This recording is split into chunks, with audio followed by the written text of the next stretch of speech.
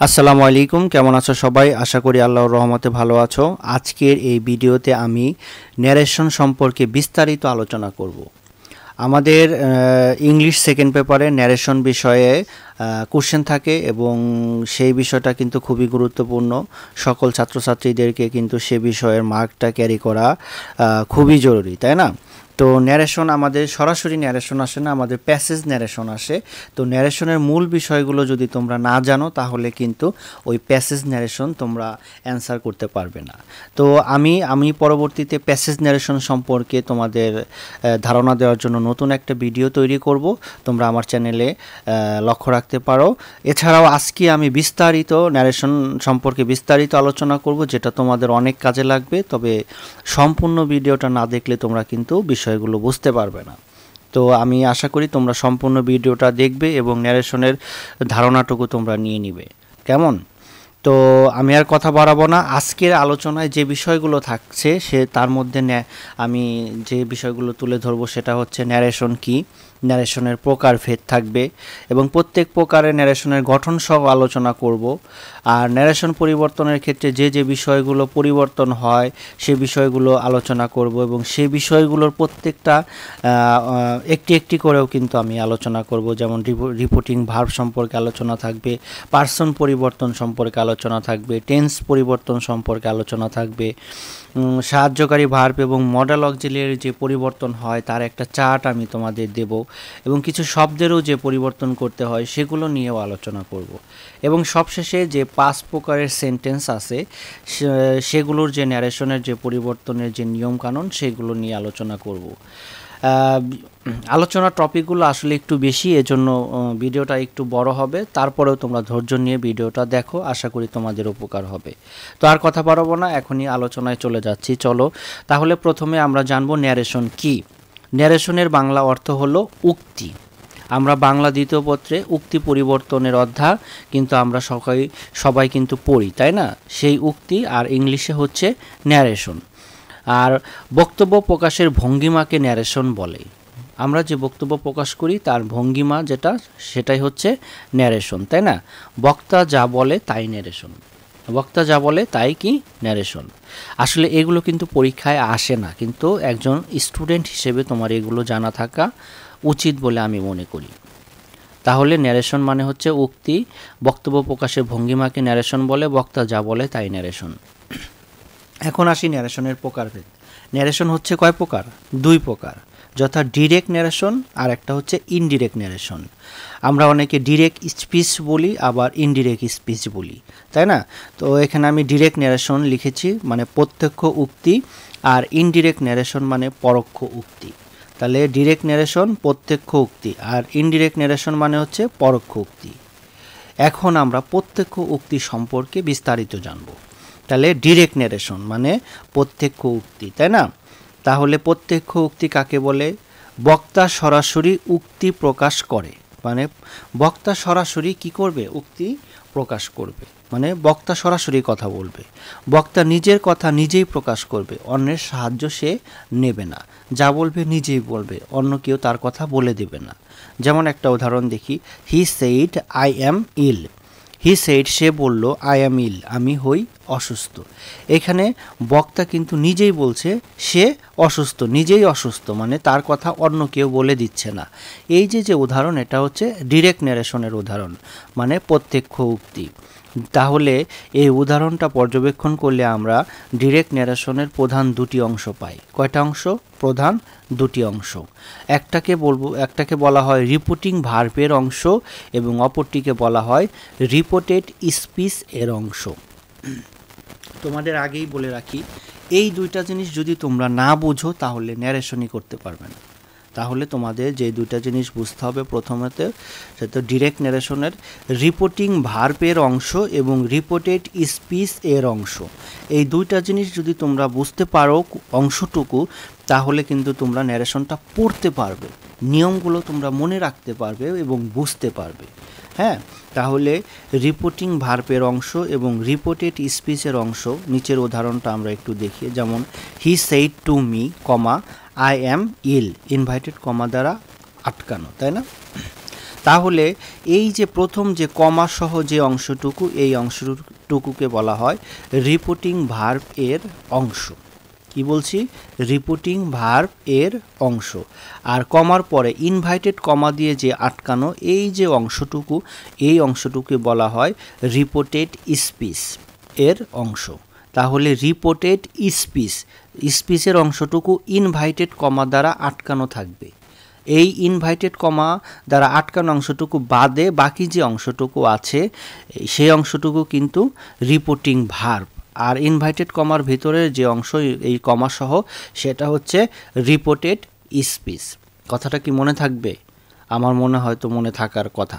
Invited comma দ্বারা আটকানো যে অংশটুকু এটুকুকে বলা হয় রিপোর্টেড স্পিচের অংশ। আর এই যে কমা এই অংশটুকু হি সেড টু মি কমা এই অংশটুকুকে বলা হয় রিপোর্টিং ভার্বের অংশ। এই অংশে কি থাকে? তবে একটা কথা বলে রাখি, রিপোর্টিং ভার্বের অংশ কিন্তু রিপোর্টেড স্পিচের পরেও থাকতে পারে, আগেও থাকতে পারে। তোমরা শুধু ফলো করবে ইনভাইটেড কমার ভেতরের অংশটুকু হচ্ছে রিপোর্টেড স্পিচের অংশ, আর বাকি অংশটুকু হচ্ছে রিপোর্টিং ভার্বের অংশ। ওকে, এখন আমরা আসি, দেখো রিপোর্টিং ভার্বের অংশে কি থাকে। যেমন এই উদাহরণের এই অংশটুকু যদি আমরা আলোচনা করি তাহলে আমরা এখানে একটা সাবজেক্ট পাচ্ছি, একটা ভার্ব পাচ্ছি, একে বলা হয় রিপোর্টিং ভার্ব সেইড, তারপরে একটা টু পাচ্ছি এবং মি পাচ্ছি মানে অবজেক্ট, আর একটা কমা। তবে একটা কথা তোমাদের বলে রাখি, যদি এখানে অবজেক্ট না থাকে তাহলে কিন্তু টু থাকবে না। তাহলে টু এবং অবজেক্ট এর সাথে সংযুক্ত এবং কমা কিন্তু তখনও থাকবে, তাই না? তাহলে টু অবজেক্ট না থাকলে টু থাকবে না, তখন সাবজেক্ট, রিপোর্টিং ভার্ব আর কমা থাকবে। ওকে, অবজেক্ট কিন্তু নাও থাকতে পারে। আর রিপোর্টেড স্পিচের অংশে আমরা পর্যবেক্ষণ করলে যা দেখতে পাই সেটা হচ্ছে ইনভাইটেড কমা দ্বারা আটকানো থাকবে। এটা আমি তোমাদের আগে বলেছি, ইনভাইটেড কমা দ্বারা কি থাকবে? আটকানো থাকবে। ইনভাইটেড কমার ভিতরে প্রথম লেটারটি ক্যাপিটাল থাকবে। এটা কিন্তু আমাদের ক্যাপিটালাইজেশন অ্যান্ড পাঞ্চুয়েশনের যে টপিকটা আছে আমাদের কোশ্চেনে আসে, সেক্ষেত্রে কিন্তু এরকম একটা দুইটা থাকে। ইনভাইটেড কমার ভিতরের প্রথম লেটারটা কি করবা? ওয়ার্ডের প্রথম লেটারটা অবশ্যই ক্যাপিটাল দিবা। এটাও কিন্তু পরীক্ষায় একটা নাম্বার তোমাকে ক্যারি করতে পারে, তাই না? আর হচ্ছে 5 প্রকার সেন্টেন্স অনুযায়ী বাক্য হতে পারে। যেমন ইনভাইটেড কমার ভিতরে 5 প্রকার সেন্টেন্স কিন্তু আমরা জানি, assertive, interrogative, imperative, objective, exclamatory. এই 5 প্রকার সেন্টেন্স, এছাড়াও 3 প্রকারের সেন্টেন্স কিন্তু আছে, ওটা আমরা আলোচনায় যাব না। এখন 5 প্রকার সেন্টেন্সই যেহেতু আমাদের ন্যারেশনে লাগে, এই 5 প্রকার সেন্টেন্স নিয়ে আলোচনা করব। তো এই 5 প্রকার সেন্টেন্সের কথাই বলবো। 5 প্রকার সেন্টেন্স অনুসারে বাক্য হবে। ওকে, আর টেন্স অনুসারে বাক্যটি বিভিন্ন টেন্স অনুসারে হতে পারে। বাক্যটি কি হতে পারে? বিভিন্ন টেন্স অনুসারে। 12 প্রকার টেন্সের যে কোনো এক প্রকারের টেন্স এখানে হতে পারে। যেমন হি সেইড টু মি, এই অংশটুকু হচ্ছে রিপোর্টিং ভার্ব কমার অংশটুকু সহ, আর ইনভাইটেড কমার ভেতরের অংশটুকু হচ্ছে রিপোর্টেড স্পিচের অংশ। এখানে দেখো আই অ্যাম ইল, আমি হই অসুস্থ, এটা হচ্ছে কি অ্যাসার্টিভ সেন্টেন্স, বর্ণনা প্রকাশ করছে, এবং প্রেজেন্টে আছে, এটা প্রেজেন্ট টেন্সে আছে, তাই না? তো এই বিষয়গুলো তাহলে সেন্টেন্স এবং টেন্স অনুযায়ী এটা কিন্তু হয়ে থাকে, তাই না? এটা হয়, এই দুটা জিনিস তোমাদের ধরতে হবে, এই দুটা জিনিস সেন্টেন্স এবং কি টেন্স। এখন আসো আমরা আলোচনা করব ইনডিরেক্ট ন্যারেশন নিয়ে। ইনডিরেক্ট ন্যারেশন মানে পরোক্ষ উক্তি।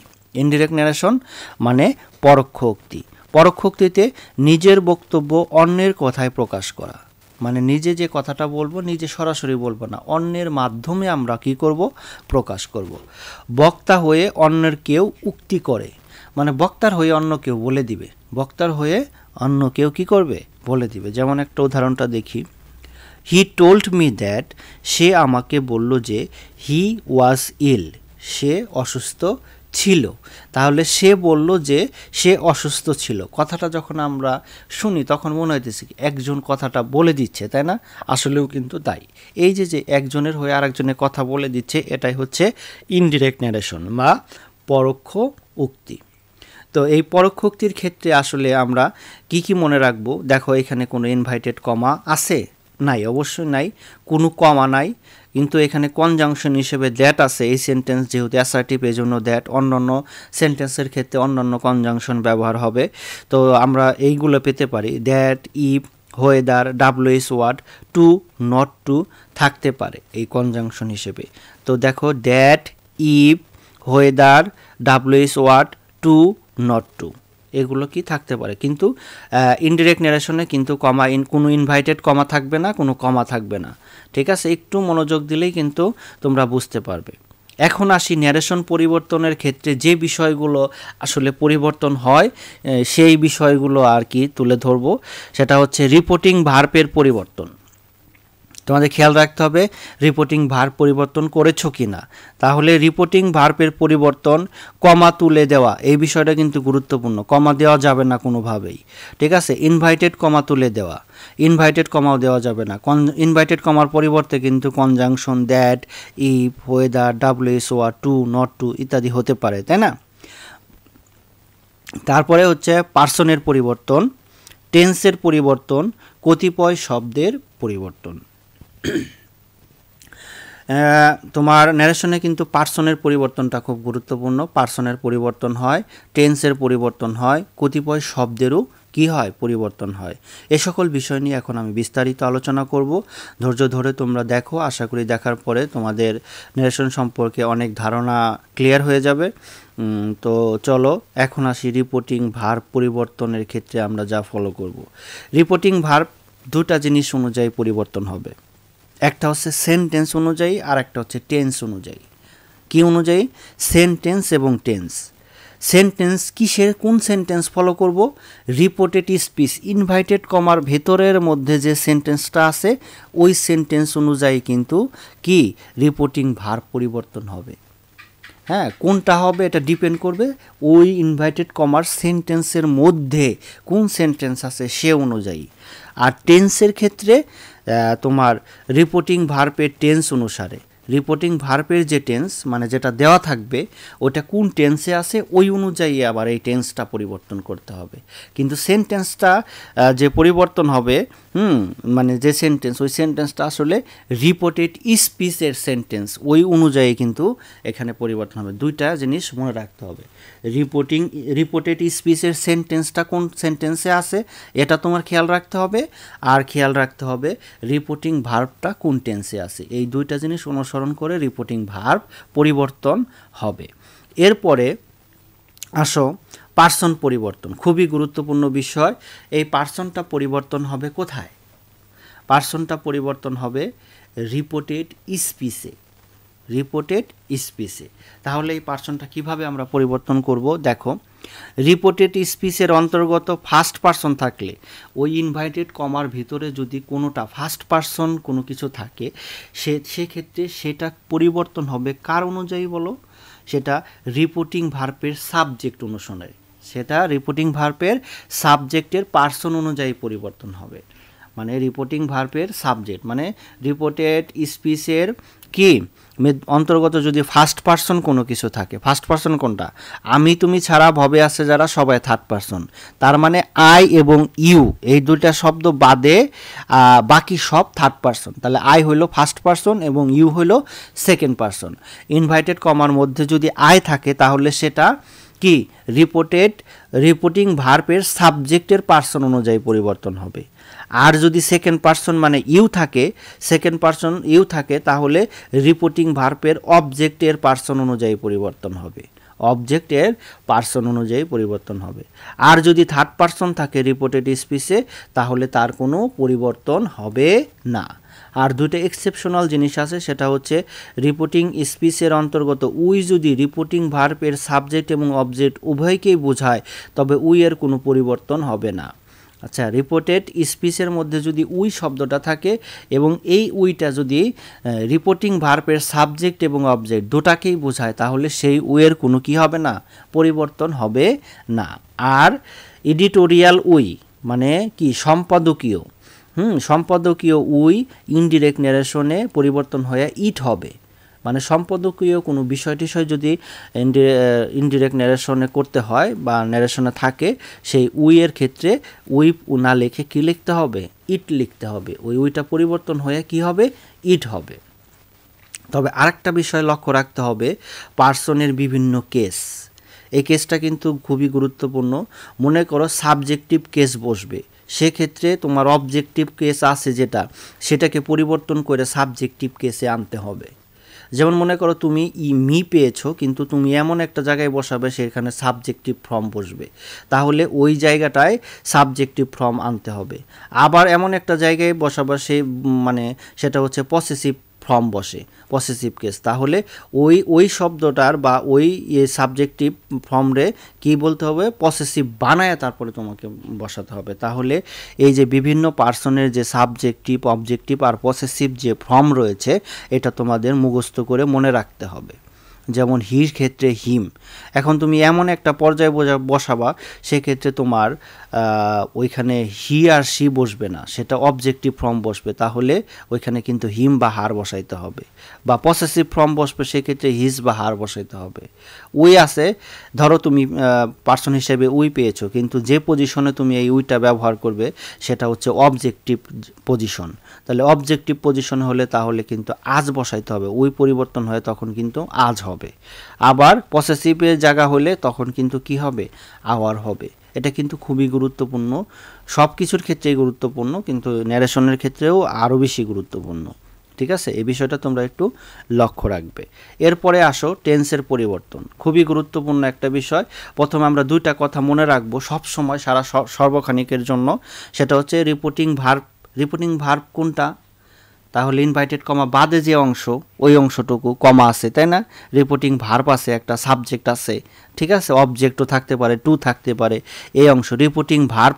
এর টেন্স মানে রিপোর্টিং ভার্ব, ওটার মধ্যে যে ভার্বটা আছে, সেট ভার্ব, ধরো সেট ভার্ব, ওটা যদি প্রেজেন্ট অথবা ফিউচার টেন্স হয়, তার মানে সে হইতে পারে, সে যদি হয়, তাহলে রিপোর্টেড স্পিচ মানে ইনভাইটেড কমার ওই অংশের টেন্সের কোনো পরিবর্তন হবে না। টেন্সের কি হবে না, কোনো পরিবর্তন হবে না। আবার রিপোর্টেড স্পিচটি যদি চিরন্তন বা অভ্যাসগত সত্য প্রকাশ করে, ইনভাইটেড কমার ভিতরের যে অংশ ওটা চিরন্তন সত্যটা কথা লিখে দিল, ম্যান ইজ মর্টাল, মানুষ মরণশীল, হ্যাঁ, এরকম একটা কথা আসলো, সেক্ষেত্রেও কি ওই রিপোর্টেড স্পিচের টেন্সের কোনো পরিবর্তন হবে না। আচ্ছা, তারপরে আসি এখন কখন পরিবর্তন করব। তাহলে একটা কথা আছে না, কখন পরিবর্তন করব, টেন্সের পরিবর্তন করব রিপোর্টিং ভার্ব যদি পাস্ট টেন্স হয়, মানে সরাসরি আমি বলতে সেইড যদি থাকে, রিপোর্টিং ভার্ব যদি কি থাকে, সেইড বা পাস্ট টেন্স, কোন টেন্স, পাস্ট টেন্স, তাহলে রিপোর্টেড স্পিচের টেন্সের যে পরিবর্তন হবে, স্পিচ রিপোর্টেড স্পিচ, তখন ওই ইনভাইটেড কমার ভিতরের যে টেন্স আছে ওই টেন্সের কি পরিবর্তন করে লিখতে হবে সেই কথাটা আমি এখন তুলে ধরবো। ধরো এখন যদি রিপোর্টিং ভার্ব আছে পাস্ট টেন্স, তাহলে রিপোর্টেড স্পিচে যদি প্রেজেন্ট ইনডিফিনিট টেন্স থাকে হয়ে যাবে past indefinite. Present continuous tense থাকলে লিখতে হবে পাস্ট কন্টিনিউয়াস টেন্সে। প্রেজেন্ট পারফেক্ট টেন্স থাকলে past perfect tense. Present perfect continuous past perfect continuous. Past indefinite past perfect. Past continuous past perfect continuous. Past perfect থাকলে past পারফেক্টই হবে, past perfect continuous থাকলে past perfect continuous হবে। নিচে দুইটা tense যেটা থাকবে সেটাই হবে, বাকিগুলো একটু পরিবর্তন হবে, পরিবর্তন করেই তোমাকে এই ন্যারেশনটা কমপ্লিট করতে হবে।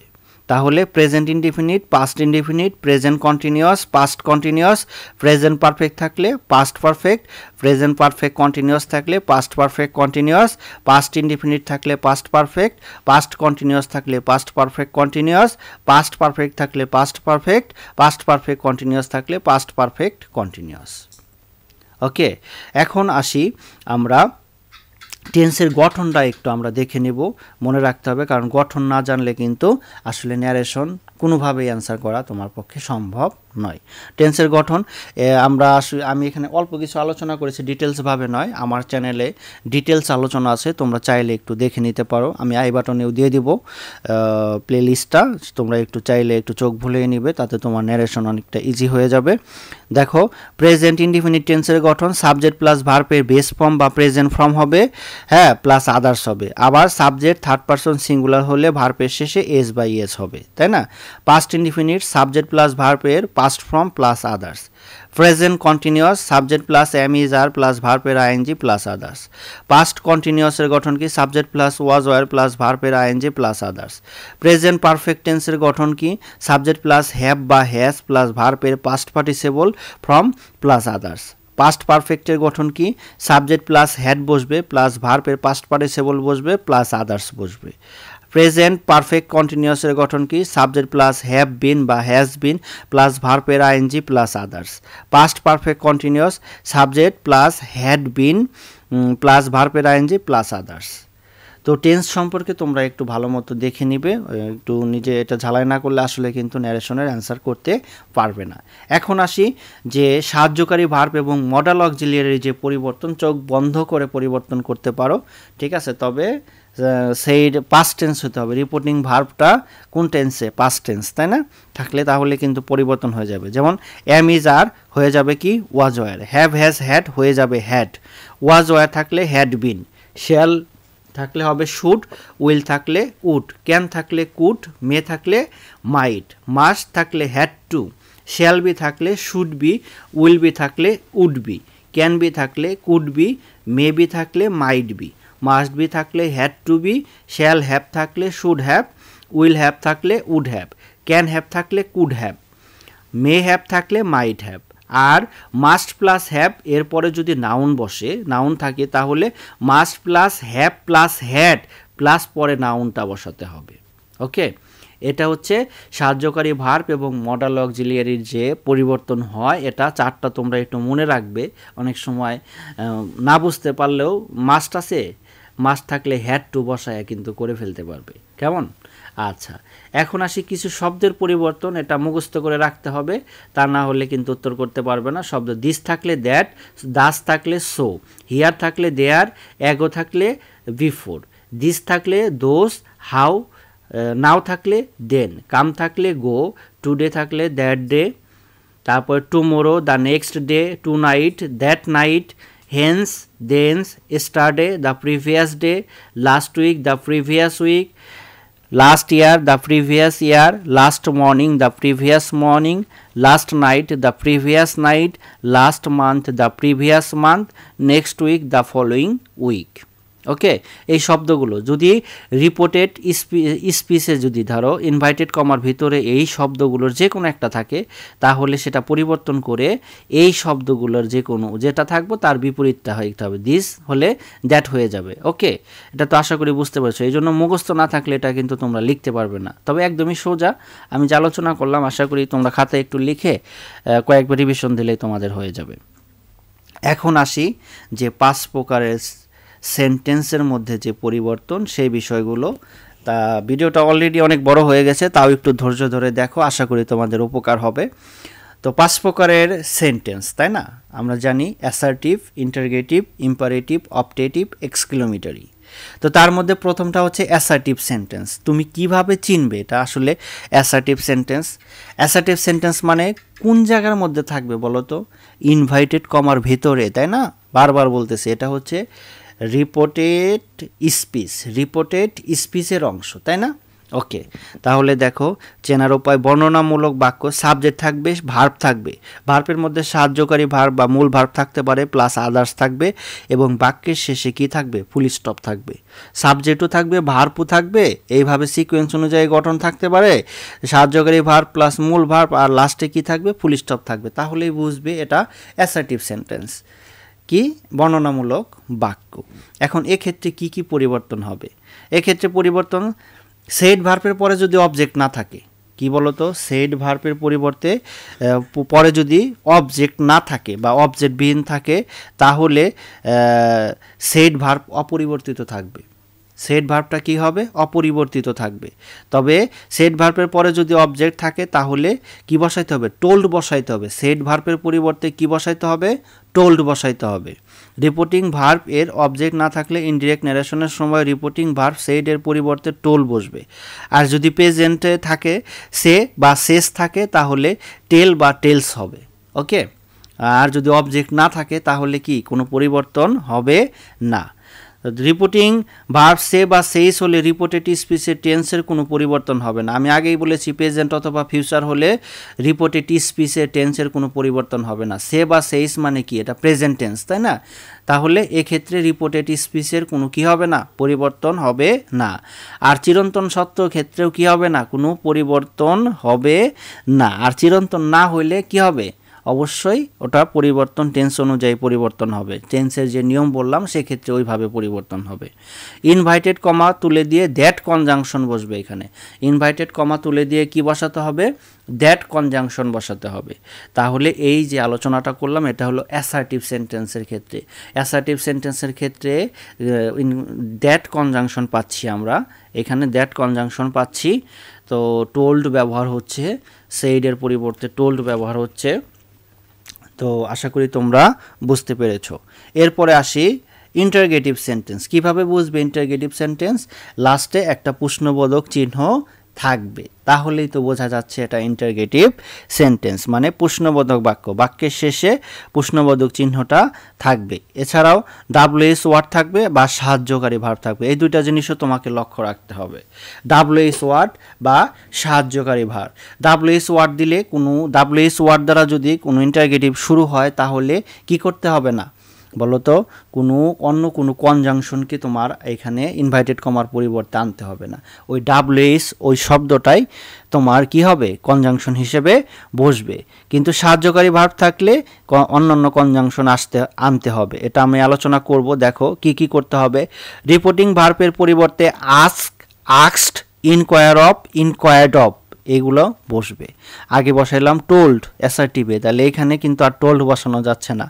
আস্ক বা asked, inquire of, inquired of এগুলো বসতেছে, তাই না? সেক্ষেত্রে লক্ষ্য রাখবে, প্রেজেন্টে হলে আস্ক বসবো, পাস্টে হলে আস্কড বসবো, ঠিক আছে? একটু লক্ষ্য রাখবা। ইনভাইটেড কমার পরিবর্তে আগেই বললাম ইফ বা হোয়েদার বসবে, তবে যদি ডাব্লিউএস ওয়ার্ড দিয়ে শুরু হয় তাহলে ইফ বা হোয়েদার না বসিয়ে ডাব্লিউএস ওয়ার্ড, তার মানে সাহায্যকারী ভার্ব দিয়ে যদি প্রশ্নবোধক বাক্যটা শুরু হয় সেক্ষেত্রে ইফ বা হোয়েদার বসাইবা ইনভাইটেড কমার পরিবর্তে। আর যদি ডাব্লিউএস দিয়ে শুরু হয় ইফ বা হোয়েদার বসানো যাবে না, তখন ওই ডাব্লিউএস ওয়ার্ডটাই এখানে বসবে। আর পরের অংশটি কি হয়ে যাবে, অ্যাসার্টিভ সেন্টেন্স হয়ে যাবে, বর্ণনামূলক বাক্য। তখন আর কি প্রশ্নবোধক চিহ্ন কিন্তু হবে না, ওটা ফুল স্টপ হয়ে যাবে। ওকে, আশা করি এই জিনিসটা কিন্তু বুঝতে পেরেছো। তাহলে রিপোর্টিং ভার্ব পরিবর্তন করে বসাইতে হইতেছে আক্স, আক্সড, ইনকোয়ার অফ, ইনকোয়ার্ড অফ। আর ইনভাইটেড কমায়ের পরিবর্তে ইফ বা হোয়েদার বসতেছে, তবে যদি সাহায্যকারী ভার্ব দিয়ে শুরু হয়। আর যদি সাহায্যকারী ভার্ব দিয়ে শুরু না হয় তাহলে কি হবে, ডাব্লিউএস ওয়ার্ড দিয়ে শুরু হলে ওই ডাব্লিউএস শব্দটাই ওইখানে ইনভাইটেড কমার পরিবর্তে বসবে, আর সেন্টেন্সটি অ্যাসার্টিভ হয়ে যাবে। এরপরে আসি ইম্পারেটিভ সেন্টেন্স। ইম্পারেটিভ সেন্টেন্স মানে আদেশ, উপদেশ, অনুরোধ সূচক বাক্য। কিভাবে গঠিত হয়? মেইন ভার্ব থাকে, অবজেক্ট থাকে, প্লাস আদার্স থাকে, তাই না? বা লেট থাকতে পারে, অবজেক্ট থাকতে পারে, মেইন ভার্ব থাকে যোগ আদার্স, এইভাবেও গঠন। এই দুইটা হলো গঠন, তাই না? ভার্বটি সবসময় প্রেজেন্ট ইনডিফিনিট টেন্সে হয়। ভার্বটা কোন টেন্সে হবে? Present indefinite tense. দেখলেই তুমি বুঝতে পারবে, লাস্টে ফুল স্টপও থাকবে, তাই না? লাস্টে ফুল স্টপ থাকবে, প্রেজেন্ট ইনডিফিনিট টেন্সে থাকবে, মেইন ভার্ব অবজেক্ট দিয়ে শুরু হবে, এরকম। এখন রিপোর্টিং ভার্বের পরিবর্তন, আদেশ বোঝালে অর্ডার, সেইড বা টোল বসানো যাইতেছে না, আবার আক্সড বসানো যাইতেছে না। আদেশ বোঝালে বসাবো কি? অর্ডার। উপদেশ বোঝালে অ্যাডভাইস, অনুরোধ বোঝালে রিকোয়েস্ট, প্রস্তাব বোঝালে প্রপোজ, দয়া বোঝাইলে বেগ। আর যদি পাস্ট টেন্সে করে এগুলাকে সবগুলোকে অর্ডার্ড, অ্যাডভাইসড এরকম পাস্ট টেন্সে করে দিতে হবে, পাস্ট টেন্সে থাকলে, ঠিক আছে? রিপোর্টিং ভার্ব যদি পাস্ট টেন্সে থাকে এগুলো সবগুলো কিন্তু পাস্ট টেন্সে হবে। আর ইনভাইটেড কমার পরিবর্তে টু বসবে। কি বসবে? টু, দ্যাট বসানো যাবে না, তবে এক্সেপশনাল একটা রুলস আছে। তবে এবং নেগেটিভ সেন্টেন্স থাকলে কি বসবে? Not to. নেগেটিভ সেন্টেন্স থাকলে কি বসবে? Not to. তবে লেটস এর পরে যদি আস থাকে, লেটসের পরে কি থাকে? আস থাকে, তখন আর টু বসানো যাবে না। এইখানে রিপোর্টিং ভার্বের পরিবর্তে প্রপোজ বা সাজেস্ট বসবে, আর ইনভাইটেড কমার পরিবর্তে দ্যাট কনজাংশন বসাতে হবে। হ্যাঁ, রিপোর্টিং ভার্বের পরিবর্তে কি বসবে? প্রপোজ বা সাজেস্ট, আর ইনভাইটেড কমার পরিবর্তে দ্যাট কনজাংশন বসবে। ওকে, আশা করি তোমরা এটা বুঝতে পেরেছো। অপটেটিভ সেন্টেন্স, ইচ্ছা বা প্রার্থনা সূচক বাক্য, মে দ্বারা শুরু হয়, মের পরে সাবজেক্ট প্লাস মূল ভার্ব প্লাস আদার বসে। এক্ষেত্রে রিপোর্টিং ভার্ব এর পরিবর্তে প্রে, প্রেইড, উইশ, উইস্ট ইত্যাদি বসে, তাই না? Pay, paid. এখানে আবার টোল টু বসানো যাবে না, আক্স টু বসানো যাবে না, অর্ডারও বসানো যাবে না। রিপোর্টিং ভার্ব পরিবর্তন করে প্রে বসাতে হবে, প্রার্থনা করা, পে, প্রেড, এগুলা উইশড এগুলো বসাতে হবে। ইনভাইটেড কমের পরিবর্তে কি বসবে? দ্যাট কনজাংশন বসবে। আর দ্যাট এরপরে রিপোর্টেড স্পিচের সাবজেক্ট বসবে। রিপোর্টেড স্পিচে যে সাবজেক্টটা আছে দ্যাট এর পরেই সেটা বসাতে হবে, এবং এই সাবজেক্টটা বসানোর পরে একটা মে বা মাইট বসাতে হবে। প্রেজেন্ট টেন্স হলে মে, পাস্ট টেন্স হলে মাইট বসবে। ওকে, এভাবে তোমরা কিন্তু এই কি অপটেটিভ সেন্টেন্সের নিয়মটা মনে রাখতে পারো। তাহলে দ্যাট বসবে, দ্যাটের পরেই সাবজেক্ট বসাতে হবে, মে বা মাইট বসাতে হবে। এখন আসি সর্বশেষ এক্সক্লেমেটরি সেন্টেন্স। খুবই কমন, আসে কিন্তু একটা থাকেই, তাই না? আনন্দ, দুঃখ, বিস্ময় সূচক বাক্য সেন্টেন্সে এই যে আশ্চর্যবোধক চিহ্নটা থাকবে, দেখলেই বুঝবে এটা এক্সক্লেমেটরি সেন্টেন্স। আবার এরকমও থাকে হোয়াট এ বা হাউ এরকম দ্বারা শুরু হয়, অ্যাডজেক্টিভ বসে plus noun plus subject plus verb লাস্টে এক্সক্লেমেটরি সেন্টেন্স থাকে, এক্সক্লেমেটরি চিহ্নটা থাকে। আর ইন্টারজেকশন যেমন হুররা, এলাস এরকম থাকে, শব্দের পরে এক্সক্লেমেটরি চিহ্ন বসে সাবজেক্ট বসে ভার্ব বসেও কিন্তু গঠন হয় সেন্টেন্সটি, তাই না? Exclamatory sentence. এক্ষেত্রে কি করতে হবে? এক্ষেত্রে এক্সক্লেমেটরি সেন্টেন্সে রিপোর্টেড স্পিচের বিভিন্ন ভাব অনুযায়ী রিপোর্টিং ভার্ব পরিবর্তন হবে, ভাব অনুযায়ী পরিবর্তন হবে। তবে শুরুটা হবে এক্সক্লেম প্লাস উইথ দ্বারা, এক্সক্লেম এবং উইথ ঠিক রাখবা। তারপরে সরো, রিকোয়েস্ট, জয়, অর্ডার, ওয়ান্ডার, অ্যাডমিরেশন, যে কোনো একটা যেটা সেন্টেন্সের ভাব অনুযায়ী। দুঃখ বোঝাইলে সরো, আনন্দ বোঝাইলে জয়, এরকম বসাই দিবা, ঠিক আছে? আনন্দ বোঝালে জয়, দুঃখ বোঝালে সরো, যেটা বসে আর কি সেন্টেন্স অনুযায়ী। তাহলে এক্সক্লেম উইথ, যেমন এক্সক্লেম উইথ জয়, আনন্দ হলে এক্সক্লেম উইথ জয়, সরো হলে এক্সক্লেম উইথ সরো, এরকম হবে। তারপর ইনভাইটেড কমার পরিবর্তে দ্যাট বসবো, আর রিপোর্টেড স্পিচটি অ্যাসার্টিভ সেন্টেন্সে পরিণত হবে। এই ক্ষেত্রেও অ্যাসার্টিভ সেন্টেন্সে পরিণত হবে। তাহলে এক্সক্লেমেটরি সেন্টেন্স চেনার উপায় হচ্ছে লাস্টে কি এক্সক্লেমেটরি চিহ্ন থাকবে, অ্যাসার্টিভ সেন্টেন্সে ফুল স্টপ থাকবে, আর হচ্ছে ইন্টারগেটিভ সেন্টেন্সে কি থাকবে? প্রশ্নবোধক চিহ্ন থাকবে। আর দুইটা তো এমনি গঠন দেখেই তোমরা চিনতে পারবা, তাই না? এভাবে চিনা এই সূত্রগুলা তোমরা সুন্দর মতো কোনটায় কোন পরিবর্তন হবে যা আলোচনা করলাম একটু মনে রাখার চেষ্টা করবা, হয়ে যাবে আশা করি। তো আশা করি আমার ভিডিওটা তোমাদের ভালো লেগেছে। যদি ভালো লেগে থাকে অবশ্যই একটা লাইক করবে, আর কমেন্টস করে জানাও কেমন হলো। সাবস্ক্রাইব করে পাশে থাকো, ভবিষ্যতে কোনো ভিডিও তোমাদের কাজে লাগলেও লাগতে পারে। সবাই ভালো থাকবে, সুস্থ থাকবে, এই প্রত্যাশা আজকের মতো বিদায় নিচ্ছি। আসসালামু আলাইকুম।